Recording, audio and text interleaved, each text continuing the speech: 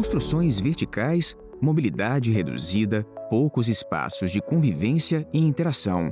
A união desses elementos reflete a realidade da grande maioria das metrópoles e, ao mesmo tempo, coloca em xeque um modelo que trata o território como objeto e não como sujeito, com sua geografia, seus recursos, desafios e potencialidades.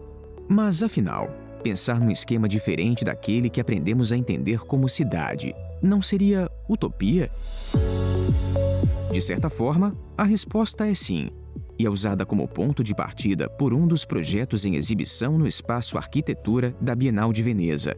Trabalhar com utopias é o que dá sentido aos projetos da arquiteta Paola Viganò, vencedora do Grande Prêmio de Urbanismo da França.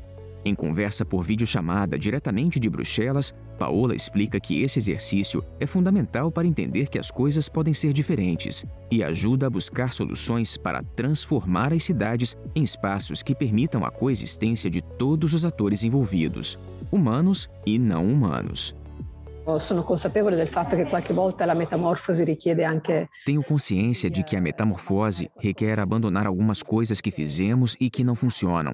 Mas, em linhas gerais, acredito que o grande projeto que temos diante de nós seja um projeto de reinterpretação daquilo que já existe.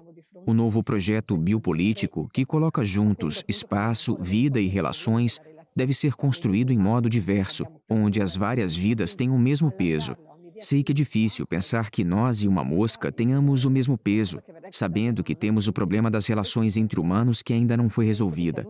Ainda assim, acredito que esse seja o único modo de pensar em algo mais adequado frente aos desafios que temos e que funcione, porque as escolhas que fizemos até aqui não funcionaram. Finora hanno dimostrato di non funzionare.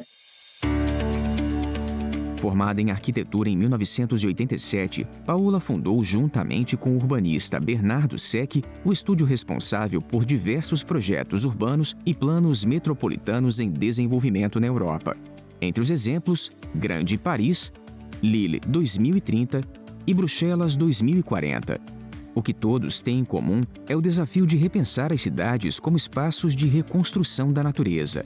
Isso exige não apenas uma profunda mudança cultural dos agentes envolvidos, mas também resiliência para aceitar aquilo que não pode ser mudado.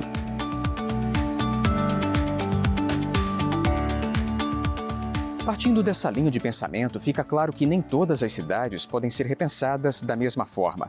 Percorrer esse caminho, que não é dos mais fáceis, requer que cada uma avance um degrau por vez, respeitando o próprio ritmo. A subida não é a mesma para todas. Algumas já estão mais à frente, enquanto outras estão apenas iniciando a caminhada. O importante é entender que cada passo é uma conquista, por menor que seja a evolução. O que não dá é para ficar parado.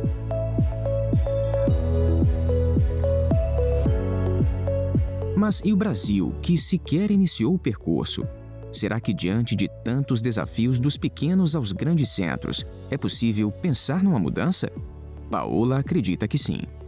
Anche in Brasile, per esempio, i primi tentativi di risolvere le questioni delle favelas. No Brasil, por exemplo, as primeiras tentativas de resolver a questão das favelas, demolindo tudo e reconstruindo bairros que acabavam destruindo os vínculos coletivos, foram projetos negativos.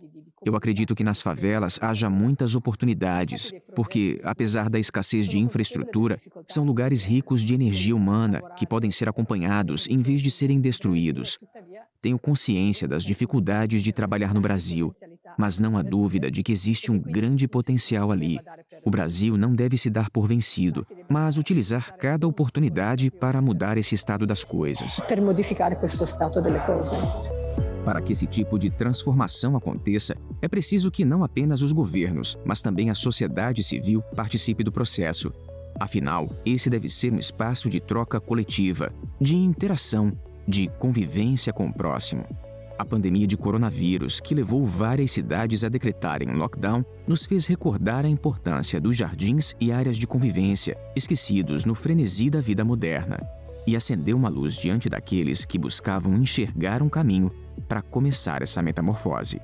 Eu espero que quello che rimanga di questo momento é, da um lato. Eu espero que o que fique deste momento seja a compreensão do valor dos espaços públicos e abertos nas cidades e a necessidade de repensar a mobilidade, porque penso que devemos ter outras possibilidades de nos movermos.